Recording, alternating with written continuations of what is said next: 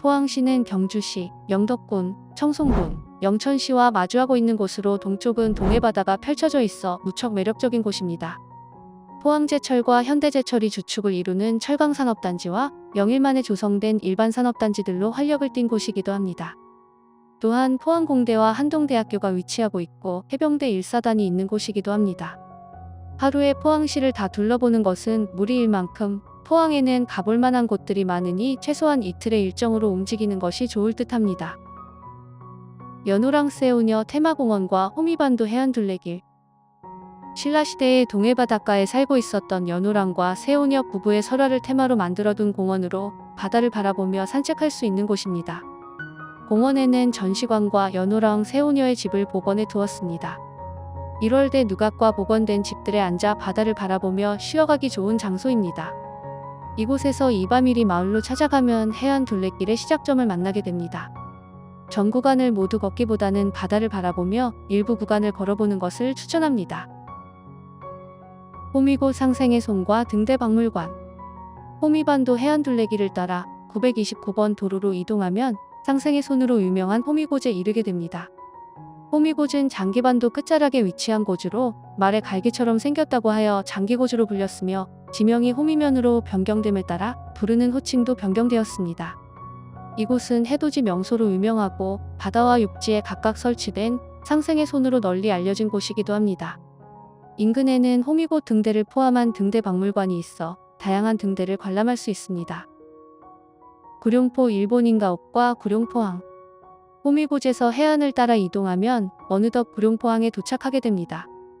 드라마 동백꽃 필 무렵의 촬영 배경지이기도 한 구룡포 일본인가옥 거리는 1883년 조선과 일본이 조일 통상장정을 체결한 이후 일본인들이 거주하며 지냈던 곳입니다. 이곳에서는 구룡포 근대 역사관과 까멜리아 카페를 들러보면 좋습니다. 바로 인근에 구룡포항이 있어 어시장 구경도 할 수 있고 항구로 들어오는 배들도 구경하며 돌아보면 좋습니다. 멀지 않은 곳에 구룡포 해수욕장도 있습니다. 장기읍성과 유배문화체험촌. 장기읍성은 구룡포항에서 해안을 따라 한동안 내려가야 하는데 읍성이 산 위에 세워져 있어 흑사 산성의 모습을 지니고 있습니다. 한적한 마을 위로 성벽이 복원되어 있어 성벽 위로 천천히 걸어보는 것도 좋으며 성벽 위에서 바라보는 주변 전망이 시원하고 좋은 곳입니다. 장기유배문화체험촌은 시내로 들어가는 길에 잠시 들러볼 만한 곳입니다. 정약용과 송시열의 유배지이기도 한 장기읍에는 200여 명의 인물들이 유배를 왔다고 전해집니다. 사람들이 많이 찾는 곳이 아니다 보니 한적한 곳이기도 합니다. 오어사. 포항에서 유명한 사찰이 두 곳이 있는데 바로 보경사와 오어사입니다. 오어사는 신라 진평왕 때 창건된 사찰로 원효대사와 해공선사의 이야기가 전해오고 있습니다. 두 스님이 법력으로 개천에 물고기를 살려내는 시합을 하였는데 두 마리 중 한 마리만 살아서 헤엄을 쳤다고 합니다. 서로 자기가 살린 고기라고 하여 한자로 나오, 고기어를 써서 오어사로 부르게 되었습니다. 이곳에는 원효대사가 사용하였다고 전해지는 삿갓이 전시되어 있으며 주변의 오어지를 따라 산책을 하면 좋은 곳입니다. 포항운하. 시내로 들어오면 복잡한 도시의 느낌을 주게 되는데 형산강과 동해가 합류하는 곳에 포항운하관이 있습니다. 좁은 수로를 따라 가다 보면 포항 구항까지 이어지게 되며 유람선을 타고 돌아볼 수도 있는 곳입니다. 특히 이곳은 저녁에 운하를 따라 걸어보면 볼거리가 많은 곳입니다. 인근에는 소나무로 우거진 송도솔밭도시 숲이 있으며 저녁 무렵 이곳을 방문하면 항구의 정박한 고깃배에 불이 켜진 모습을 보는 즐거움이 있는 곳입니다. 철길숲과 불의 정원. 철의 도시인 만큼 상징적인 숲길이 바로 불의 정원이 있는 철길숲으로 현지 주민들은 주로 운동을 하거나 산책하는 코스로 이용하는 곳입니다. 곳곳에 기념 조형물들이 많이 설치되어 있어 사진 찍으며 구경하기 좋은 곳입니다. 특히 이곳의 명물은 꺼지지 않는 불로 2017년 도시숲 조성 중에 지하 200m 지점에서 천연가스가 분출하여 현재까지 불이 계속 타오르고 있다고 합니다. 철길숲 곳곳에 건축물들도 특색이 있어 여유롭게 거닐어 보시길 추천드립니다. 영일대 해수욕장. 포항에서 북쪽으로 올라가면서 처음 만나게 되는 곳이 영일대 해수욕장입니다. 위치로만 본다면 포항운하와 인접해 있는 곳이기도 합니다. 시내와 바로 연결되는 곳이다 보니 주변에 편의시설들이 많고 접근성도 편리한 곳입니다. 영일대 전망대에서 바닷바람을 쐬며 휴식하는 여유를 즐겨볼 만한 곳입니다. 환호공원 스페이스워크와 포항 해상 스카이워크. 영일대 해수욕장의 북쪽 끝에 있는 환호공원은 포항시립미술관과 전망대가 공원 내에 있어 함께 이용하면 좋습니다.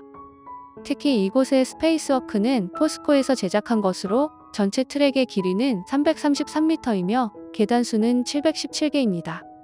동선은 두 곳으로 나누어지는데 급경사로 이루어진 코스는 은근한 두려움을 주니 올라갈 때 주의해야 합니다. 이곳은 세계에서 가장 아름다운 계단 중에 한 곳으로도 선정된 적이 있다고 합니다. 포항해상 스카이워크는 환호공원 인근에 있는 바닷가에 설치된 구조물로 중간중간 유리로 된 바닥이 있으며 바다 위를 걷는 산책 코스입니다. 북송리 북천수. 북천수는 인근을 흐르는 북천변을 따라 2km 구간이 좁고 길게 소나무 숲으로 조성된 곳입니다. 이곳은 천연기념물로도 지정되어 있으며 우리나라에서는 세 번째로 긴 숲이라고 합니다. 울창한 송림을 따라 산책을 할 수 있고 한여름에도 숲이 우거져 시원하며 도심과는 떨어져 있어 조용한 것이 북천수의 가장 큰 매력입니다. 혼자만의 여유로운 시간을 즐기고 싶다면 북천수를 추천합니다. 냉수리 신라비. 냉수리 신라비는 1989년 3월에 포항시 신광면 냉수리에서 발견된 신라시대의 비석입니다. 비석에는 503년 당시 진이마촌 출신의 절거리라 인물에게 재산 소유를 인정한 내용이 기록되어 있습니다. 일종의 판결문처럼 작성된 비석이며 당시 신라의 사회문화를 엿볼 수 있는 자료로 현재는 국보로 지정되어 있습니다. 비석은 단촐하지만 역사에 관심이 있으신 분이라면 방문해보는 것도 좋을 듯합니다. 경상북도 수목원과 기청산 식물원. 냉수리 신라비를 지나 다시 북쪽으로 가게 되면 경상북도 수목원을 방문할 수 있는데 울릉도 식물원, 숲체험학습관을 비롯한 다양한 테마로 구성되어 있어 1시간은 좋게 돌아볼 만한 곳입니다. 한적하게 데이트를 하기에 아주 좋은 곳이며 특히 삿갓봉으로 가는 길에 전망되는 포항 전경이 한눈에 펼쳐지는 곳이니 꼭 방문해보는 것을 추천합니다. 기청산 식물원은 청하면 소재지에 있는데 약 2000여 종의 자생식물로 식물원을 구성하고 있습니다. 경상북도 수목원이 크고 정리된 느낌이라고 한다면 기청산 식물원은 오밀조밀한 재미를 주는 식물원입니다. 이가리 닷 전망대. 기청산 식물원에서 월포해수욕장 방면으로 이동하면 해변에 닷 모양으로 설치된 해안 전망대를 볼 수 있습니다. 바다를 향해 뻗은 데크를 따라가면 닷을 형상화한 모습을 볼 수 있습니다. 닷의 끝자락에서 기념사진을 찍으면 멋진 곳이니 지나가는 길에 방문해 보시면 좋습니다. 보경사와 내연산 12폭포. 마지막으로 포항에서 돌아볼 만한 곳은 북쪽 끝에 있는 보경사와 내연산 폭포입니다. 보경사는 포항에서 가장 큰 사찰로 신라 진평왕 때 창건하였으며 팔면보경이라는 보물을 묻은 곳이라고 하여 보경사라고 지어졌습니다. 이곳에는 포항 보경사 원진국 사비를 포함한 5점의 보물과 다양한 문화유산이 있습니다. 사찰로 가는 길은 평지로 되어 있어 접근하기 쉬운 것도 장점입니다. 보경사가 있는 내연산은 포항에서 꼭 가봐야 할 만한 곳으로 12개의 폭포가 연이어 이어지는 곳입니다.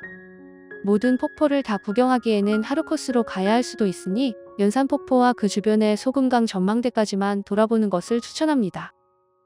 특히 소금강 전망대에서 보는 내연산과 주변 폭포는 이곳이 우리나라가 맞나 싶을 정도로 멋진 비경이니 꼭 방문해 보시기 바랍니다. 이번 시간에 추천한 곳들 중에서 딱 5곳만 가보고 싶다고 한다면 호미곶, 구룡포, 환호공원 스페이스워크, 내연산 12폭포, 경상북도 수목원을 추천합니다.